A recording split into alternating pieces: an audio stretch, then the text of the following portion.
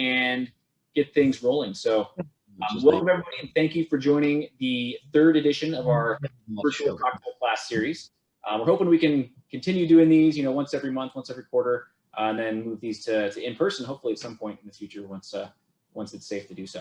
But huge thank you to everyone that signed up to support us and has continued to support us over this really crazy, kind of awful year. So a lot of familiar faces, some new ones too. So for those of you who I have not met, I'm Matt Glenn, one of the owners and founders of Highside Distilling. I'll be guiding you through 4 different cocktails today, one of which has a mocktail option. So if you want to go sans booze on one of them, I certainly can. The others are pretty spirit forward, so not really a good option for going sans booze on those.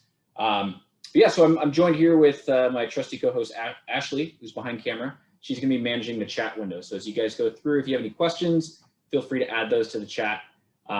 If you've joined one of these Zoom classes before, very similar format to what we've done in the past. So we've got about an hour to go through 4 cocktails. A couple quick logistic things. If everybody can keep themselves on mute while we're going through and making the cocktails. If you do have a question, as I mentioned, add it to the chat window. Ashley will do her best to answer it. If it is something that's hanging up a lot of people, we'll stop and we'll go through, maybe revisit a technique or something like that. Secondly, a lot of you are already on video, but we'd love to see what you're making too. So we'll try and do a little virtual cheers after each cocktail and take some screenshots for social media and all that fun stuff. So a little bit about what we're going to be making today. So we've got 4 cocktails. Only one of these has been featured in the tasting room, which is the first one, the Autumn Apple. That one's been a seasonal favorite for folks that have visited the tasting room here. That one will have an option for mocktail as well. So we'll go through that one. We'll make the first cocktail. Then we'll break for a minute so you guys can enjoy the drink, chat a little bit, ask any questions you might have. Then we're going to switch gears, going for a hot toddy. It's a hot toddy riff with our Harvest Gin, which we found works as a great whiskey alternative in traditional whiskey cocktails. So we'll go that direction, and then we will take another short break and then move into the Winter Spiced Sour with the Amaro Rosina. And then finally, we'll wrap things up with the Black Manhattan, and I'm going to show you a few different options for smoking it, which will be pretty fun. So depending on what you have at home, totally optional. If you don't have the smoking gun or the cedar plank, any of that stuff, totally fine. We will just make the regular Black Manhattan. So that is a lot of cocktail making and potentially drinking for 1 hour. So don't feel obligated to make all of them. You can certainly pick and choose. With the year we've had, I won't judge you if you drink them all. I think I'll be doing the same. So without further ado, let's get started. So the first one on our list is the Autumn Apple. Kind of out of autumn now, but we'll call it the Winter Apple. So for this particular cocktail, this is going to be our first shaken cocktail. We're going to start with our gin. So I'm going to get all the ingredients out first so you guys can set up your bar here. I've got these bar mats right in front of me. So starting with the gin, our original gin, which if you guys didn't see the news, was rated as one of the top 100 spirits of 2020 by Wine Enthusiast magazine. Yeah, so pretty excited about that. Got 94 points and pretty unique apple-based gin. So I've got the gin. I'll get all the ingredients out. I've got some fresh apple cider. I've got some fresh squeezed lemon juice here. And then I've got some cinnamon simple syrup. I end up leaving a few cinnamon sticks in there just for show after making it. I've also got a small little stem glass. This is roughly like a 5-ounce glass. So this is a smaller volume-wise cocktail. So a smaller glass does tend to be better. If you have a small rocks glass, that'd be perfect. That'll be my glass here. And then as far as equipment goes, I've got cocktail shaker. I've got a strainer. I've got my measuring guy here that's got a nice handy tool for tablespoons and ounces. And I think that's about it. So for this one, shaken cocktail, and I've got ice as well. So I've got ice under the bar here. I like to use in the Boston shaker, the 2 separate tins. I like to use the larger tin to mix all the ingredients in. So I'm going to start things off with the gin. So I'm going to do 1.75 ounces of the gin. I used to make this with 1.5 ounces, but a little extra booze doesn't hurt anybody. So 1.75 ounces of Highside gin. And then we're going to use 3/4 ounce of lemon juice. So measure out 3/4 here. Add that to the shaker tin. And then we're going to do a 1/2 ounce of each of the apple cider as well as the cinnamon simple. So equal parts of those two. So I've got a 1/2 ounce of the cider and a 1/2 ounce of the cinnamon simple here. Oops, I got a rogue cinnamon stick there. All right. So I like to add my ingredients to the shaker before the ice, just in case you encounter any delays. You don't want that drink diluting unnecessarily while you're waiting. So now I'm going to add ice. You want to add about enough ice just so you get 1 or 2 cubes that are resting above that liquid line. So for me, that's going to be in this small guy here, roughly a 1.5 scoops of ice.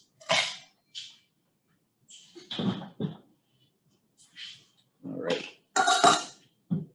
So now with the Boston shaker, if you're using one of these, kind of the trick here is that rather than going straight in with this guy, you want one of the edges to align. So you want that to sit kind of parallel like that. So it's kind of off center. And you want that to stay, both these side walls here to be touching. Push it in real good, give it a good knock there. And then we're going to shake this vigorously for roughly 8 to 10 seconds. And what you want to do is make sure the ice is hitting both ends of the shaker. So you're getting that, it's really breaking up the ice, really diluting the drink to the proper ratio and introducing a little bit of a froth and foam there. So.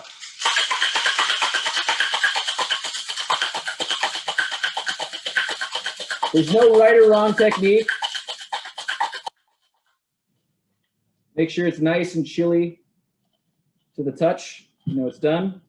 And then with the Boston shaker, what I like to do is squeeze roughly 2 or 3 inches down on the large shaker and then kind of jog the top one back and forth. And that'll help loosen it up. They do tend to stick a little bit once they chill. And now I'm going to strain this. So this is going to be served up or without ice. I'm going to strain that into my glass here. You should see that pretty light yellow color there. And then I'm going to garnish it with a thinly sliced piece of apple there. Typically, we use a mandolin, although I was without my mandolin today, so I tried with a knife.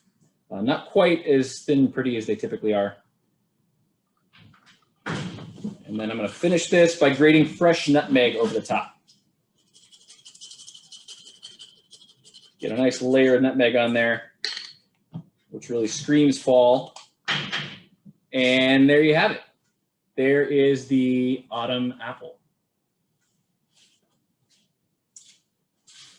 All right, so how do we do?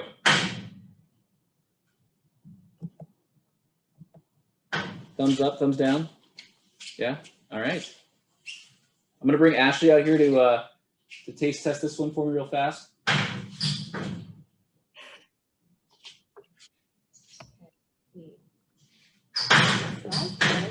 Sorry, we've got a rogue dog back here. 1 second. I'm on dog duty. That is very good. All right.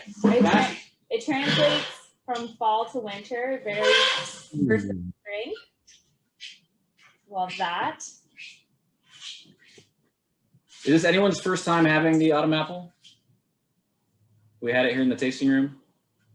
Just had in the tasting room. Yeah. Yeah, same here. It's great. All right. I'm All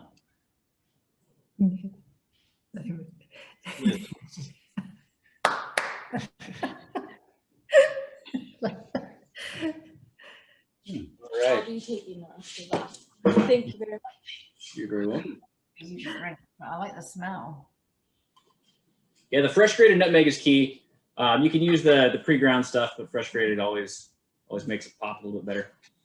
So this is also a really good one to batch up as like a punch. So if you want to make this one, you know, for a group, for a party, not that we're having parties right now, but if you do want to scale this up, I would just suggest that you cut back on the lemon initially. Sometimes when you scale it, it can pose some challenges. So usually I'll use equal parts of the lemon juice, the cider, and the cinnamon simple when scaling this. And then the same quantities of the gin. And you can make this in a big pitcher, stir with a bit of ice, and you're good to go.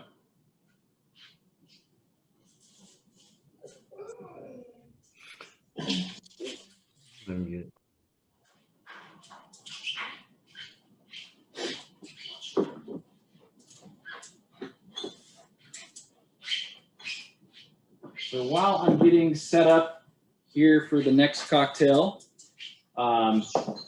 just to give you guys some updates. So we've had some time off to enjoy the holidays. So we've been closed this past weekend and this coming weekend as well. We're going to be opening back up for tastings and cocktails on Friday the 8th. So a couple weekends of downtime. So we figured it'd be fun to engage with you all and do a fun little virtual class. I know it's been a few months since we've done one of these, but yeah, hopefully we'll get to do a few more of these in the new year.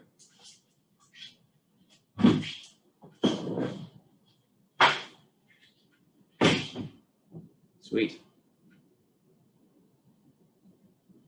So how are folks doing? Should we get ready for the next cocktail here? Yes? All right, I'm seeing some head nods. The next one is going to be our Hot Toddy riff with the Harvest Gin. So for those of you that have not had the Harvest Gin yet, that's our newest release here. It's a special release of our gin that we aged in a Petite Sirah wine barrel from Eagle Harbor Winery, right next door to us, for 15 months. So a lot of time in that French oak wine barrel, picked up a lot of spice from the French oak. A lot of that wine character came through as well. And then we infused that with local aronia berries, about 30 pounds of them in roughly a 50-gallon batch, which is quite a lot. If you've never had an aronia berry, it's kind of similar looks-wise to a very dark blueberry, but it's super dry, a little bit of bitterness to it, and a very light sweetness. So it added a little bit of sweetness to this one, but really this drying kind of winter spice, which I think kind of works great as a whiskey alternative. It's got a lot of spice like you'd find in a rye whiskey. So we've been making some old fashions with it, but it's also great in a hot toddy. So this cocktail is going to be a slightly different technique. We're actually going to build this one directly in the glass. So typically with toddies, what you're doing is you're adding spirit, maybe some syrup or a light dash of lemon juice, and then topping it with hot water and then just stirring it. Quick question, how hot is the water boiling? I heated mine in an electric tea kettle, so it did come to boiling. So yeah, hotter the better, I would say. You're going to be mixing it with some cold ingredients, and so that will bring the temperature down a little bit, and then we're going to be stirring it slightly. So I would definitely heat the water up to boiling if you have not done so already. Sweet. So for this one, I've got my Harvest Gin out here ready to go. I've got my winter spice syrup. So for those of you that made that, it's we used honey for this one. So half a cup of honey, half a cup water, and then let that simmer with about 10 to 12 cloves and one star anise pod. Really brings out some of those nice fall winter flavors before straining it and then letting it chill prior to using it. So I've got that. I've also got my lemon juice here again. I'm using that in a couple different cocktails. Got my mug here, and then I've got my garnish of my star anise, and I've got some lemons here as well. So for this one, I've got my water already heated. I'm actually going to pour a little bit in my glass right now just to preheat the mug. Just for a second there while I get at the remaining things I'll need, which are the measuring guy as well as our stir spoon. Feels nice and warm. I'm going to dump that water out. Okay. So first ingredient for this one is going to be our Harvest Gin. So I'm going to use 2 ounces of the Harvest Gin. And we're going to add it directly to that warm, toasty mug here. So 2 ounces of the gin. And traditionally, this is a whiskey toddy, but we're going to use our Harvest Gin in place of that. I'm going to use ½ ounce of the syrup. So that winter spice syrup probably smelled great while you were making it. ½ ounce of that. And then just a ¼ ounce of lemon. Most cocktails that I make that feature citrus like lemon juice, I use equal parts with syrup. For this one, since you have that element of heat, too much acidity can really change the dynamic of the drink. So I tend to dial back the lemon juice a bit. Then I'm going to top it with hot water. I recommend starting with like 4 ounces of hot water. So I'm actually going to measure this. And then you can try it if you want a little bit more water. You can certainly add that. But I found that between 4 and 6 ounces of water tends to be spot on. So I've added that. I'm just going to give it a gentle stir here. Just make sure that's all fully incorporated. It looks like it is. And then I'm going to garnish this one with 1 little star anise pod. Hopefully everybody can. Can you repeat how much lemon? What's that? Can you repeat how much lemon, please? A 1/4 ounce of lemon juice. Thank you. Yep. Yeah, 1/2 ounce of the syrup, a 1/4 ounce of lemon. And then we're going to garnish this with a lemon peel too, just to get a nice extra lemon zest in there. I'm just going to use different lemon here. So for this, I've got a citrus peeler right here. I'm going to go top to bottom on this lemon to get a nice long piece. You want to really dig into these things and get a good amount of pith. That way you can really zest it nice over the glass. So I've got my lemon peel here. I'm just going to trim mine up to make it nice and pretty. This is totally optional. But if you want to elevate your garnish game, I'll just trim this piece of lemon 4 equal sides here. I've got my peel. I'm going to squeeze with the yellow side of the peel out and just get some of that fresh lemon zest over the top of the glass here. And then I like to do a nice little pretty twist with these guys. Twist it up into a really tight spiral there, pull it back and forth so you get this nice, really tight twist. And then you can hang that over the glass like so. And there you have it. We've got the hot toddy with our harvest gin.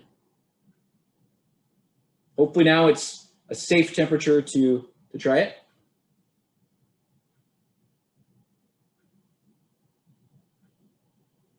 Spot on. How did we do? Did everybody make it through the hot toddy okay? Thumbs Great. up. Great. I had to use a regular gin because I don't have your harvest one, but I'm sure at the harvest one it tastes even better. Yeah. So delicious. Awesome. We just used bourbon. We didn't know if it was gonna ruin it with the regular gin or not. No, I haven't tried it with the regular gin, but I imagine it'd be good. Could you show me the lemon peel again? I missed that part. Definitely. So for the lemon peel, this is kind of the same with all citrus garnishes. You want to go top to bottom. That way you can get the most peel out of the particular fruit you're using, and you don't waste it with kind of one horizontally. But I'm going to go top to bottom here and really, with my citrus peeler, really dig into the lemon. You want to get a good amount of white in there. And then I'll put that on a cutting board. Just use a paring knife here. And so that you pretty much just got all white on the back side of this piece of lemon. So trim that out just like that. So I've got this nice rectangular piece. And then with this one, I like to zest it. Totally, optional if you'd like. And it does vary based on the fruit that you've got. I found some oranges, some lemons just don't have a lot of zest in the actual peel. This is actually a pretty good one. So I can actually see when I squeeze the peel over the top of the glass, I can actually see that zest hitting the top of the drink. And then purely for show, if you'd like, you can just twist in a tight spiral that piece of lemon that you've just zested, kind of pull it back and forth a bit, roll it between your fingers, and so you get this really tight spiral, and then that will allow you to hang it right on the glass there. Great, thanks. Yeah. Did you get a cheers? Oh, we'd also love to get a cheers with you all, virtual cheers. If it doesn't get posted on Instagram, it didn't happen. So we'd love to get all your beautiful faces here. Ashley's going to take a screenshot for us. All right. 1, 2, 3, cheers. Good looking group. How'd we do? Beautiful. All right. Sweet. It's extremely cold in the distillery right now, so this is actually quite nice. Ashley has a giant space heater in her workstation. All right.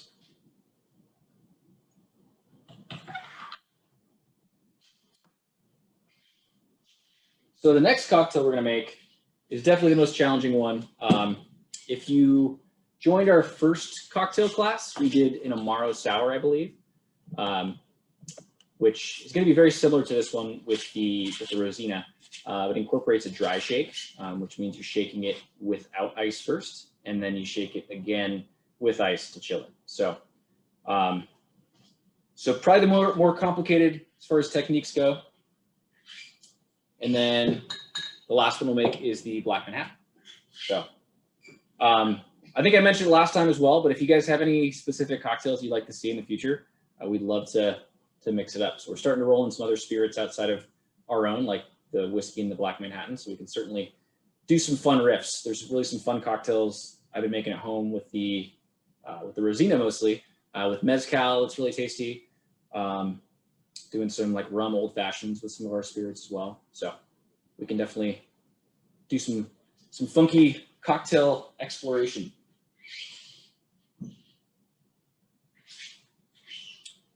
All right.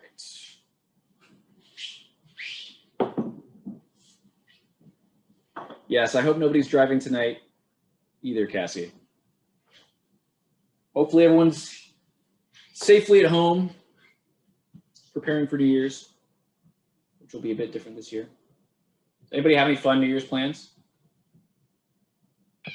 besides drinking? Watch that virtual Space Needle show, right? No fireworks, just CGI. Yeah, that'll be interesting.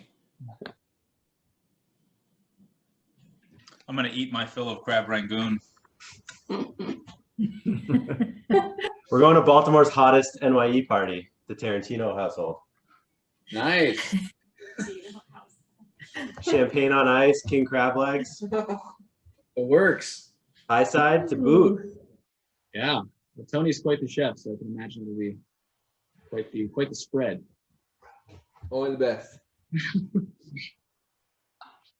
All right. Okay, I'm gonna get my workstation set up for the sour. We good to keep rolling. I know we're kind of moving fast, but we got 2 more to go. Thumbs up. All right. This one you can also, if you set it aside, you can nuke it in the microwave for a couple seconds afterwards as well. So for the winter spice sour, this one's going to feature our Amaro Rosina. Amaros in sour, typically they're not the predominant spirit in the sour. So it's kind of fun to let the Rosina kind of be showcased in this particular drink. This one's going to use another shaker. So we're going to need our shaker set, another strainer as well. And I've got my winter spice syrup, the same one we used for the toddy. I've got some lemon juice. We tried to make it so that you can reuse a lot of these syrups and you're not making 4 different syrups for these cocktails. So hopefully that makes it a bit easier. Got the measuring guy here. We need that. And then I've got 1 whole egg. So I've got some backups in case it doesn't go as planned. For this particular one, we want to do the egg first. And the reason for that is if you have a bad crack or you get some of the yolk in there, you don't want to, add that to your spirit and all your other good ingredients, and you have to toss those out. So we're going to start with the egg, make sure that's good. I'm just going to use the egg white for this one. If you are going vegan, aquafaba is a great alternative to the egg white, which is just the leftover juice in a can of chickpeas. So if you have some chickpeas lying around, you can certainly use that in place of the egg white. So really the purpose of both of those, the egg white or the aquafaba, is just to create that element of foam. So both those do that without altering the taste of the spirit. So it's really just textural.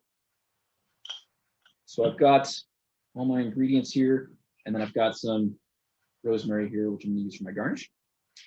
And I've got a pretty vintage glass that my mom picked up. So we're gonna use that for serving this cocktail. All right, so first step is gonna be cracking the egg. So for this one, just gonna try and keep the egg whites. All right, first time charm. And that'll be roughly 1 ounce of egg white. So if you got canned or cartoned egg whites, about 1 ounce should be enough for this particular cocktail. So got my egg white in there. And now I'm going to use 1.5 ounces of the Amaro Rosina. Sorry, did you already put your egg white inside the shaker? I did, yeah. Okay, Yeah, sorry. Okay. In the shaker, which is kind of a bold move in case you screw up. So oftentimes it's better to crack it in a separate copper bowl, but I lucked out. So I got my egg white in the large end of my shaker tin here. And now I'm going to add directly to that egg white. I'm going to add 1.5 ounces of the Rosina. And then I'm going to do equal parts of the citrus and the sweet. So 1/2 ounce of the winter spice syrup, the one that's got the clove and the star anise. We go 1/2 ounce here. And then we're going to go 1/2 ounce of the lemon juice. Okay. And this is where it gets tricky. So this is where we're not going to be adding ice. We are just going to be dry shaking.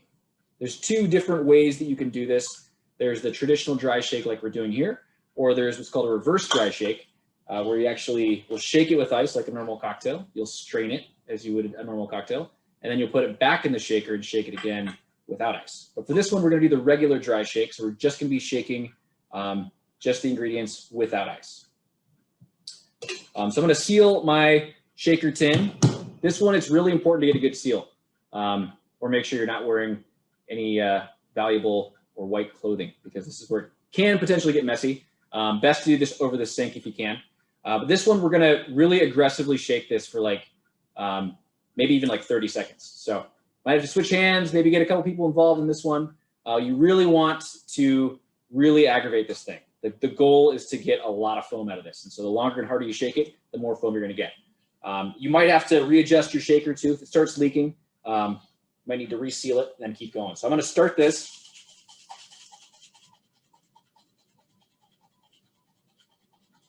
And I don't have a timer with me now, but Do a dance. do a dance. Yes. This is my dance. All right, go to 2 hands now. And really try and get the liquid to hit both ends of the shaker. So you get a nice long shake. How are we doing time-wise, Ash? How long has it been? I didn't ask you the time, so sorry. You sure didn't. I'd say add 5 more seconds. Okay. Whew. It's an arm workout. And thankfully, mine has not sprung a leak yet, which is good. Although I made this the other night and it did. Okay, that's got to be pretty good. So once I've popped the top on this thing, you should see this really nice, pretty pink foam, which is an indication that you did it right. So now that I've done that, the next step is to do a just regular shake with ice. So I'm going to add about the same amount of ice I added for the autumn apple directly to this frothy cocktail in there. So for me, it's about 1.5 scoops.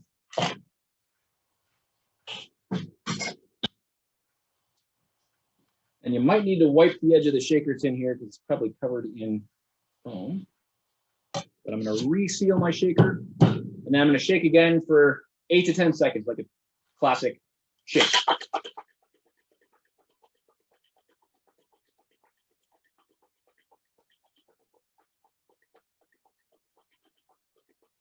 All right, I can feel it getting nice and cold. I think that'll do it. And then the final step is to strain this into your cocktail glass. So for this one, it's going to kind of look like a nitro cold brew if you drink that stuff. But it's going to look totally cloudy at first, and then it's going to slowly start to clarify from the bottom up, and then you'll be left with this really nice layer, about a 1/2 inch thick of foam, if you did it right.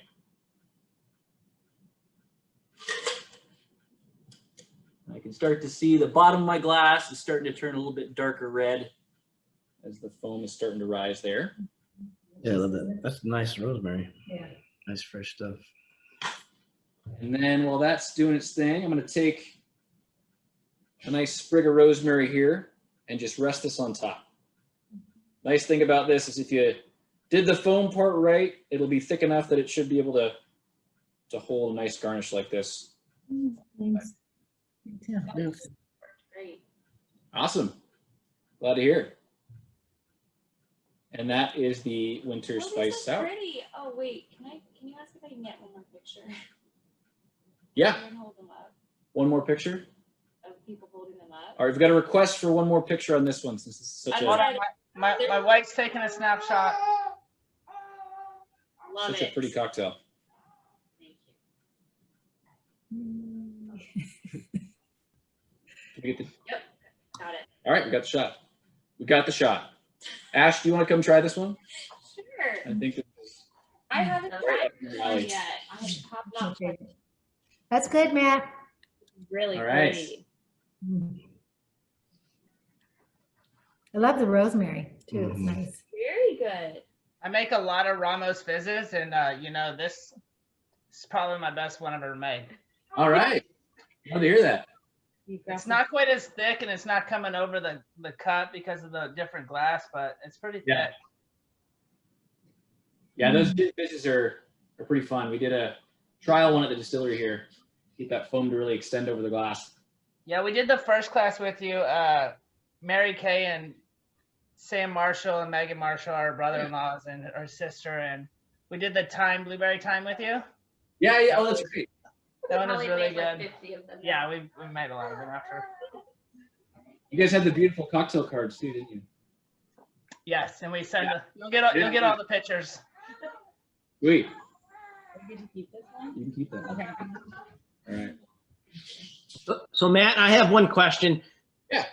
So I have a little bit different style shaker. It's got a built-in strainer. Yeah. And which normally works great. When I was doing the I guess you call it the dry shake without the ice, it foamed up so much it was like forcing the top off and started leaking that way.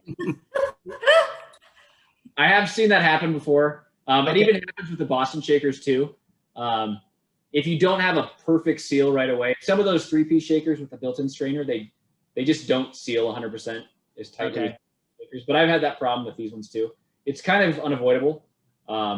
The best thing you can do if that happens is just to unseal it, try and clean up the edges a bit, and try and reseal it. Yeah, that's what I ended up doing. Yeah. I was just surprised at how much pressure it built up from the foam. Yeah. It's a good New Year's drink, right? Yeah. It's very pretty, yeah. Fireworks. Fireworks. Yeah, sours are fun. I think next time we might do, I might have mentioned this last time, we might do a flip cocktail, which uses a whole egg. So yolk, white, and all, which is kind of fun. So Good. you might add that to your repertoire for the next class.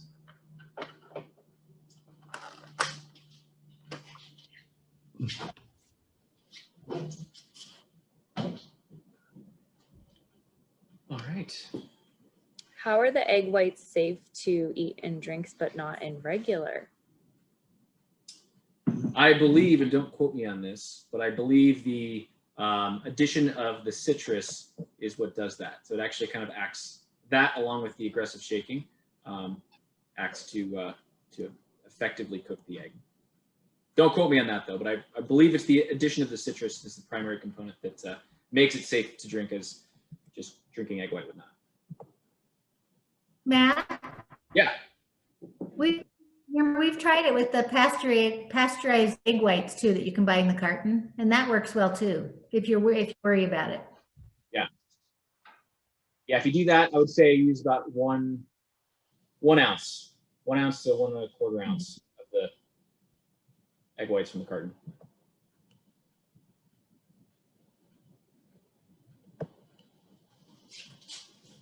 Sweet. Any other questions? How are we doing on the, everybody caught up?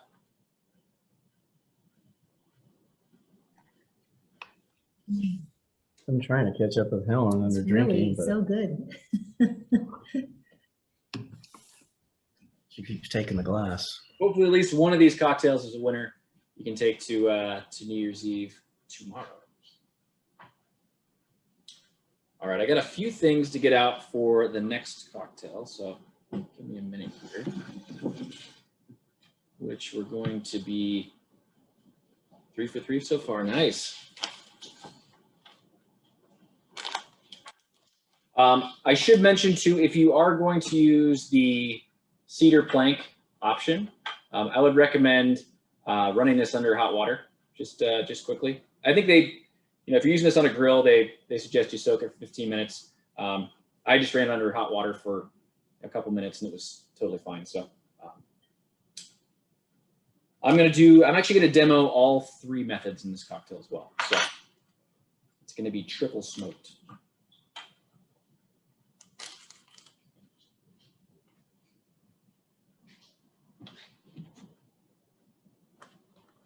Sweet. Lighter. Got it. All right. So moving on to the smoked black Manhattan. I'm going to show you how to make the black Manhattan by itself first, and then we're going to do the addition of the liquid smoke if you want to use that option, which is definitely the most accessible using the stuff you can find at the grocery store, this liquid smoke. I'm also going to show the process for smoking the glass with the cedar plank here and some wood smoking chips. And then the fanciest option here is the glass enclosure called a cloche, along with a smoking gun. We'll actually inject smoke directly into this chamber with the finished cocktail. So I'm going to show you all 3. So for this one, liquid smoke if you're using it. And then we're going to use whiskey. I recommended bourbon just given the sweeter profile and how bitter our Amaro is. Our Amaro is not very sweet, so typically a sweeter corn-heavy whiskey like bourbon is going to be my preferred route. For ours, I'm actually going to be using this unlabeled illicit bottle of moonshine from the back. It's actually a batch of our first batch of single malt, so it's a cask strength. It's like 115 proof right now. Not quite ready for release, but does make a pretty good black Manhattan. And I've also got the Amaro Mealy. So that's it as far as liquid ingredients. It's a super simple cocktail. You're effectively using the Amaro Mealy in place of the vermouth and the bitters. If you do prefer, I will say this is not a sweet Manhattan at all. So if you do want something a bit sweeter, feel free to add some additional syrup to this one. If you are, I'd suggest starting at like a 1/4 ounce. And this is going to be a stirred cocktail as well. So I've got a mixing glass here. I've got my measuring cup. I've got my bar spoon. And I've got my strainer. Okay. So we're going to start, regardless of which method you're going with, we're going to start by adding our liquid ingredients to the mixing glass. So I'm going to start with 2 ounces of whiskey. Add that to our mixing glass. Hey Matt, quick question. Which Yes. syrup would you add? Of the ones that we use today, if you don't have just a regular simple syrup or demerara syrup, I would use the winter spice syrup. I think that would be a nice profile to add to the whiskey. But either one would work. You're adding such a small quantity that it's not going to totally change the dynamic of the cocktail. It's just going to add a nice element of sweetness to it. If you don't typically like super bitter, unsweet drinks. So I've got 2 ounces of whiskey in there. Then I'm going to add 3/4 ounce of the Amaro Mealy. And again, this is where, if you like it less bitter, you can go down to a 1/2 ounce. If you like it more bitter, you can go up to 1 ounce. And I think just quick call out. I'm not sure if there was a syrup listed in the ingredients. Doug was noting that. So Yeah, there isn't for this one. I was just saying if you don't like the bitter, spirit-forward taste of the Black Manhattan, if you want something a bit sweeter, you can add one of the syrups that we already used. And I would suggest using a 1/4 ounce of the winter spice syrup if you want to go that route. You might just want to make it first, and then if you want to tweak it and add a little bit of sweet to it, you certainly can. Because this is definitely a bold cocktail. So now, if you're using a liquid smoke, I'm going to add that to this cocktail. And I've just got a little dropper here. I'm going to add about 6 drops to mine. I think anywhere in the neighborhood of 4 to 8 tends to be kind of the sweet spot. And this stuff is very potent. So if you do a little too much of this, it's definitely going to take over the flavor profile of the drink. So I would definitely err on the side of adding less initially. And then if you want to add more, you can always add more to the finished cocktail. So before I add ice and I stir it, since this particular one that I'm making here, I'm going to incorporate all 3 methods of the smoking. So if you're going to be using the cedar plank and the wood smoking chips, I'm going to show you that right now because we're going to do that first. And this method, we're going to be actually just smoking the glass and then pouring the cocktail into the glass. So I've got my cedar plank here. I'm going to take roughly a teaspoon or so of these. I've got hickory right here. But if you've got a smoking gun or if you have these smoking chips, you might have applewood or something else. Totally fine. I tend to like the flavor of hickory. So I've got that. And then what I'm going to do is I'm going to use this little handy torch here. If you have a culinary torch, that works great. You can use just a regular lighter too. It'll just take a little bit longer. And I'm just going to burn these smoking chips directly on the cedar plank.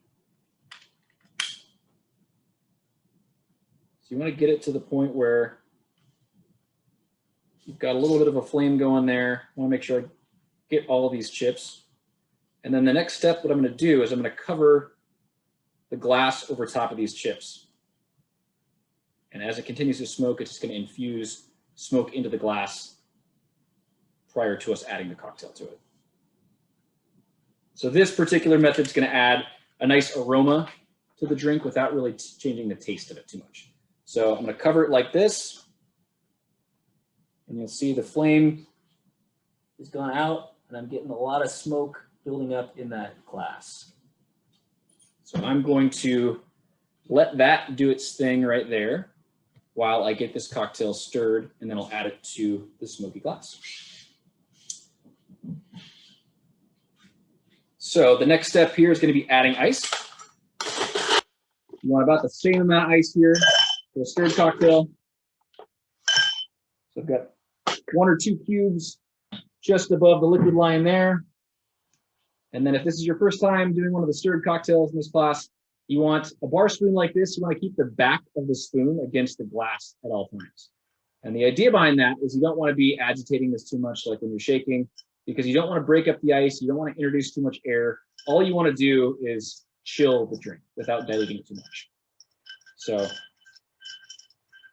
this technique does take a little while to perfect.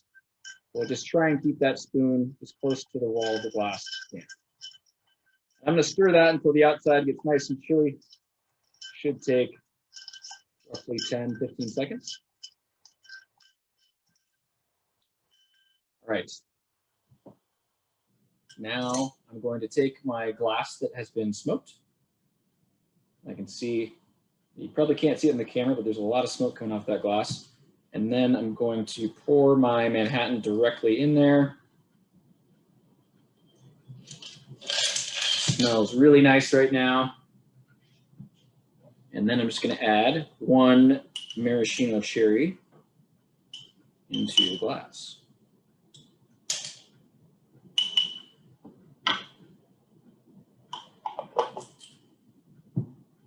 And there we have it. Now, if you're getting crazy and you want to do the cloche and the smoking gun, I'm going to show that now as well.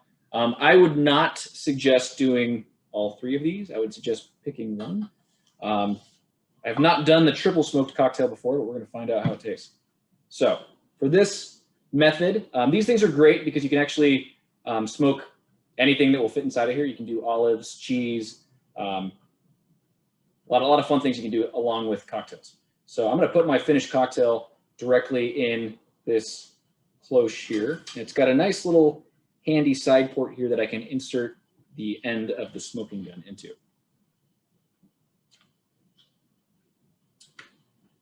And hopefully in the future, we'll be able to do some of these fun cocktails at the distillery.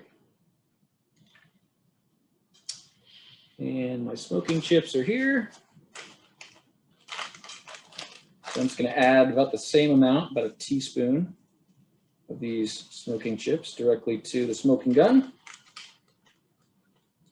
Then turning on the fan, and then I'm going to light this guy up.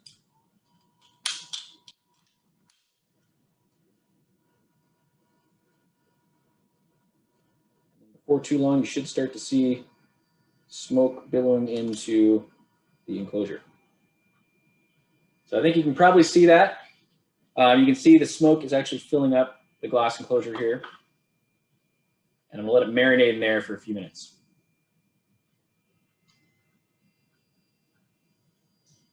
So has anyone finished and done the liquid smoke or the smoked plank?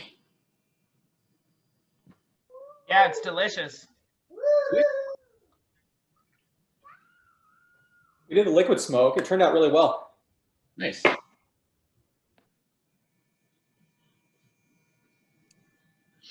Tony, Jeff? In the smoke entertainment here. Yeah. Looks So fun. we tried this earlier and used cherry wood because it goes with the cherry. It's the garnish. It's really nice. I'll have to try the cherry wood next time. All right, that's probably more than enough. Take the smoking gun out of here.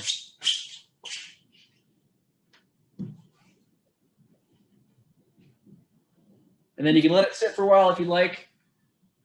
And then just take this guy off kind of slowly. Let all that good smoke at the bottom get introduced into your cocktail there.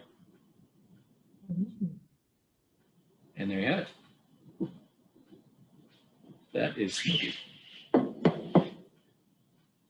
That's cool. Cheers.